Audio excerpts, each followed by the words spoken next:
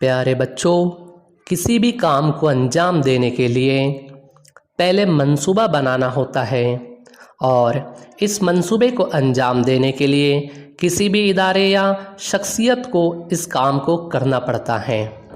اسی طرح ملک، ریاست اور گاؤں کو چلانے کے لیے ایسے ہی اداروں کی ضرورت ہوتی ہے جو عوامی سہولیات فراہم کرتی ہے۔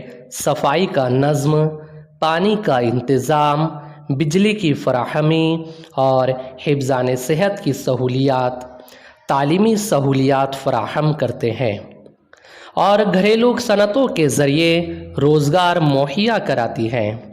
آپسی تنازع کو ختم کرنا، اس لیے شہروں کے مقامی اداروں کو شہری مقامی ادارے کہتے ہیں، اور دیہاتوں کا نظم ضبط کرنے والے اداروں کو دیہی مقامی انتظامی ادارے کہتے ہیں۔